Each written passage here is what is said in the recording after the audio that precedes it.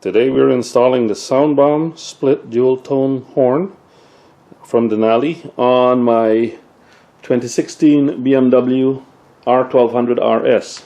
As you can see, the left side of the bike has been taken apart and the seats are off, and as you know from a previous video, I have the CanSmart controller from Denali. And one of the main reasons why I bought that is because it comes with all the harnesses for all the equipment that I intend to install. Here's the CanSmart controller. Here is the horn relay wires, and those are two sets. No, this one is the horn, and those are two sets of wires for the lights. And this is a brake auxiliary pigtail, I guess. USB cable, some zip ties, and Velcro type stick-on tape. From the previous video you would have seen it was installed underneath the seat. So today what I did was I installed the SoundBomb and I hooked up the wire. This is the wire here to the SoundBomb. It comes with the pigtail is about 5 feet long. So ran the wire all along here, underneath here, down there, underneath the frame.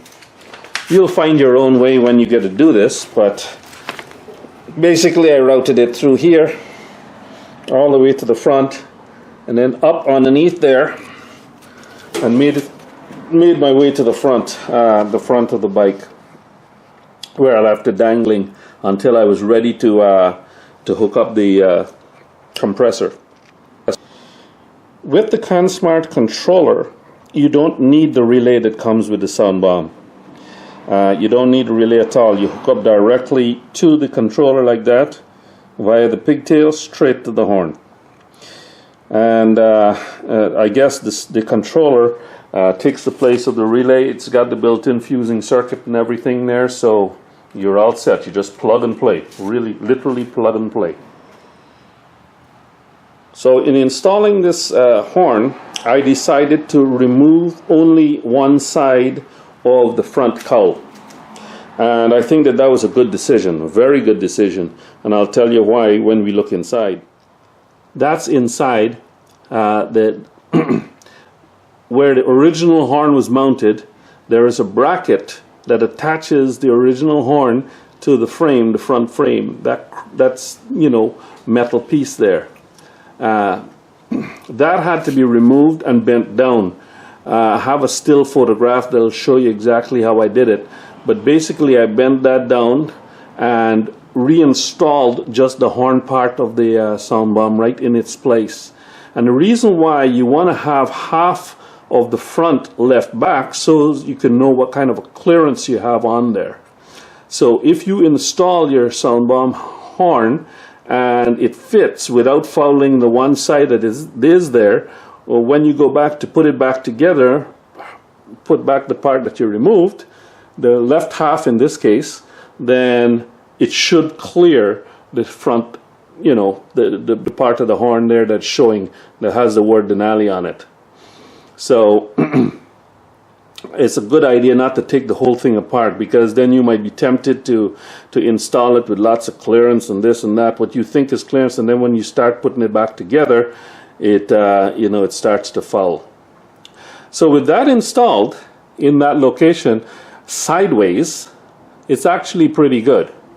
Now if you notice, I've got that the hose coiled up there because I didn't want to kink the hose, and the hose is the port for the hose is coming out from the top of the horn, so just above the you know, on the top of the horn there. So I coiled it around and then brought it down, ran it back behind there through the fork, and then I had to find a place to locate the compressor.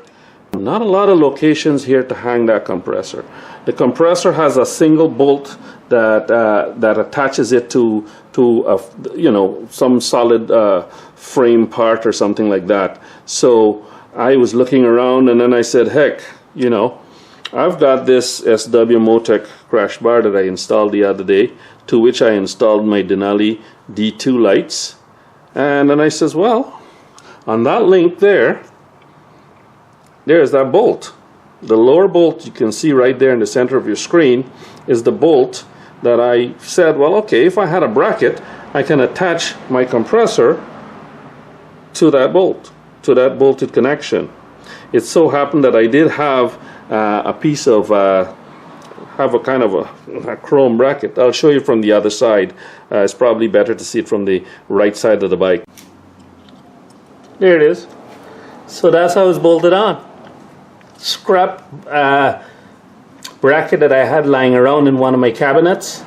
I know it's not black, but it's hardly visible to anybody that's going to look at the bike from a distance, so I don't care. It's there, it's solid, so that's where it's mounted. The hose is neatly coiled under and around and plugged into the port of the compressor, and the wires are just plugged in underneath. I don't know if you can see that. Plugged in underneath, right there. So, installation is pretty much done now. It's just a matter of putting all the bits back together. Hopefully I don't have any screws left over. This was a good time to inspect the Vortex GPS mount, tighten up any bolts, and put everything back together the way it was installed originally. So I'll button this back up and then resume the video afterwards with some final thoughts. Well, the bike is back together again. All pieces are put back on, and I didn't have any screws left over. That's the good part. Alright, looking good. Let's try it out. I guess you want to hear how the horn sounds. Well, not only does the horn work, but it flashes when you press the horn. It flashes the auxiliary lights. I'll just turn it on. There's the auxiliary lights on the door there, and there's the horn. 120 decibels. I'm not going to blow it again. There you go. Another upgrade done.